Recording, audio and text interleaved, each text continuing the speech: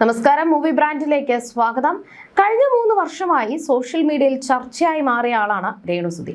കൊല്ലം സുധിയുടെ അകാല വിയോഗശേഷം രേണു അഭിനയ രംഗത്തേക്ക് എത്തിയത് വലിയ വിമർശനങ്ങൾക്ക് വഴിവെച്ചു. ഒപ്പം ബോഡി ഷേമിങ്ങും അടക്കമുള്ള നിരവധി കാര്യങ്ങൾ രേണുവിന് ഇക്കാലയളവിനുള്ളിൽ നേരിടേണ്ടി വന്നിട്ടുണ്ട്. സോഷ്യൽ മീഡിയ താരം രേണു സുധിയും ബിഷപ്പ് നോബിൾ ഫിലിപ്പും തമ്മിലുള്ള പ്രശ്നങ്ങൾ സോഷ്യൽ മീഡിയയിൽ വലിയ ചർച്ചയായിരുന്നു. രേണുവിന് ഇഷ്ടദാനം നൽകിയ ഭൂമി തിരികെ വേണമെന്ന് ആവശ്യപ്പെട്ട ബിഷപ്പ് നോബിൾ നോട്ടീസ് അയച്ചതുമെല്ലാം അന്ന് വാർത്തകളിലും ഇടം പിടിച്ചു. പ്രമുഖ ഹാസ്യതാരം കൊല്ലം സുധിയുടെ അപ്രതീക്ഷിത വിയോഗത്തിന് ശേഷം ഭാര്യ രേണുവുമായി ബന്ധപ്പെട്ട പലതരത്തിലുള്ള വിവാദങ്ങളും ഉടലെടുത്തിരുന്നു. അതിൽ പ്രധാനപ്പെട്ട ഒന്നായിരുന്നു രേണുവിന്റെ വീടുമായി ബന്ധപ്പെട്ട വിഷയം. സുധിയുടെ മരണശേഷം ആ സമയം രേണുവിനും സുധിയുടെ മൂത്ത മകൻ കിച്ചുവിനും ഇളയ മകനുമായി കഴിയാനായി പല സന്നദ്ധ സംഘടനകളും വീട് വെച്ച് നൽകാനായി മുന്നിട്ടിറങ്ങിയിരുന്നു. അതിന് പിന്നാലെ വീടിനായി ബിഷപ്പ് നോബിൾ ഫിലിപ്പാണ് ഭൂമി വിട്ടു നൽകിയത്. എന്നാൽ പിന്നീട് ബിഷപ്പും വീട് വെച്ച് നൽകാൻ മുൻകൈയെടുത്ത ആർക്കിടെക്ട് ഫിറോസും ഒക്കെയായി രേണു പലവിധ കാരണങ്ങളാൽ തെറ്റിപ്പിരിഞ്ഞിരുന്നു. മാത്രമല്ല, ഒരു ഘട്ടത്തിൽ അത് സോഷ്യൽ മീഡിയയിലൂടെ പരസ്യ പോരാട്ടങ്ങളിലേക്കും വെല്ലുവിളികളിലേക്കും ഒക്കെ തിരിയുകയും ഒക്കെ ചെയ്തു. ഇപ്പോഴിതാ ഈ വിഷയവുമായി ബന്ധപ്പെട്ട രേണു സുധിയുടെ ഏറ്റവും പുതിയ ഇടപെടലാണ് വലിയ രീതിയിൽ ശ്രദ്ധ നേടുന്നത്.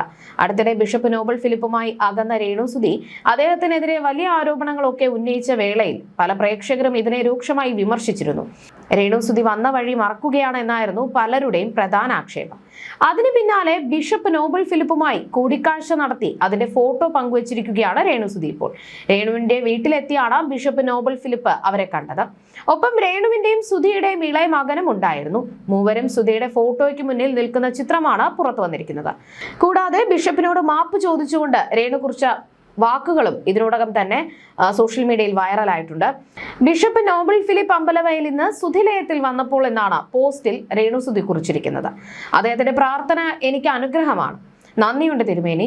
എന്റെ ഭാഗത്ത് നിന്നും അങ്ങേക്കുണ്ടായ വിഷമത്തിന് മാപ്പെന്നും രേണു സുധി തന്റെ ഫേസ്ബുക്ക് പോസ്റ്റിലൂടെ വ്യക്തമാക്കിയിട്ടുണ്ട്. എന്നാൽ ഇതിന് പിന്നാലെ രേണു സുധിയുടെ തീരുമാനത്തെ പലരും അഭിനന്ദിക്കുകയും അവരെ പ്രശംസിക്കുകയും ചെയ്തിരിക്കുകയാണിപ്പോൾ. പാവമാണ്, എങ്ങനെയെങ്കിലും ജീവിച്ചു പൊക്കോട്ടെ എന്നാണ് ഒരാൾ കമന്റ് ചെയ്തിരിക്കുന്നത്.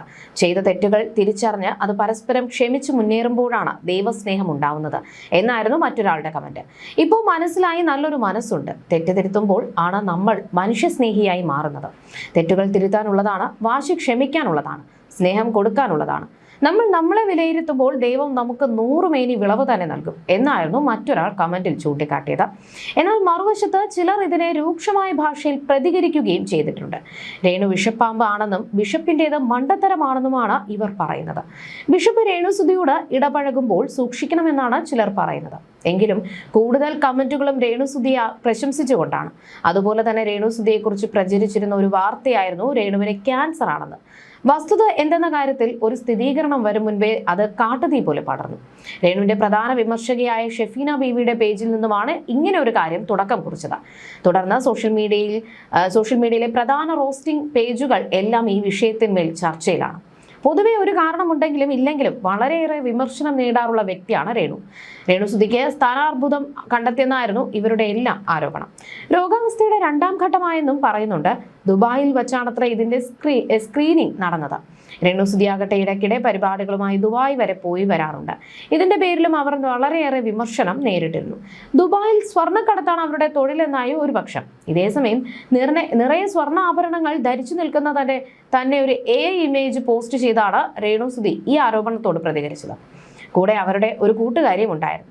സ്റ്റേജ് കലാകാരനായിരുന്ന കൊല്ലം സുധിയുടെ ഭാര്യയാണ് രേഷ്മ പി തങ്കച്ചൻ എന്ന പേരിൽ അറിയപ്പെടുന്ന രേണു സുധി. സുധിയുടെ മരണശേഷമാണ് രേണു എന്ന വ്യക്തിയെ സമൂഹമാധ്യമങ്ങൾ വഴി മലയാളികൾ കൂടുതൽ പരിചയപ്പെടുന്നത്.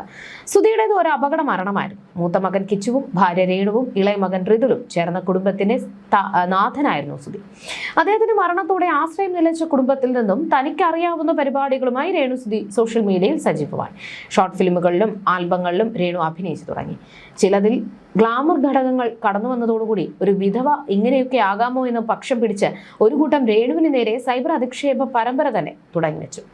അതിനു പുറമെ സുധിയുടെ മകൻ കിച്ചുവും അവന്റെ അമ്മയുമായി അവർക്കിടയിലേക്ക് കടന്നു വന്ന സുധിയുടെ ഭാര്യ രേണുവും തമ്മിൽ അസ്വാരസ്യങ്ങൾ ഉണ്ടെന്ന തരത്തിൽ വിവാദം മറുപക്ഷത്ത്.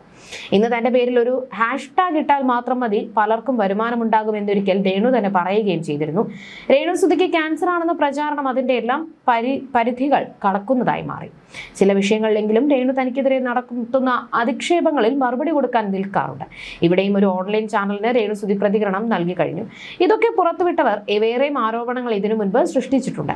മെഡിക്കൽ റിപ്പോർട്ടിന്റെ പേരിൽ പോലും എന്നെപ്പറ്റി കഥകൾ ഉണ്ടാക്കി. എനിക്ക് ഇതിനെപ്പറ്റി ഒന്നും പറയാനില്ല. എന്റെ വായിൽ നിന്നും കേൾക്കാനാണ് പലരും കാത്തിരിക്കുന്നത്. എന്തെങ്കിലും പറയാനുണ്ടെങ്കിൽ എന്നെ സ്നേഹിക്കുന്നവരുടെ, എന്റെ പ്രേക്ഷകരുടെ മുന്നിൽ ഞാൻ വന്ന് പറയും. ഇത്തരം ആരോപണങ്ങൾ നിങ്ങൾ കാണുന്നത് പോലെ തന്നെയാണ് ഞാനും നോക്കി കാണുന്നത്. ഒരു പനി വന്നാൽ തലകറങ്ങി താഴെ കിടക്കുന്നവരാണുള്ളത്. ശത്രുക്കൾക്ക് പോലും ഇങ്ങനെ ഒരു അവസ്ഥ ഉണ്ടാവരുതേ എന്നാണ് എന്റെ പ്രാർത്ഥന. ദുഷ്ടചിന്തകൾ വിടുക, പ്രാർത്ഥനയോടെ ഇരിക്കുക എന്നുമാണ് രേണുസുതി പറഞ്ഞത്.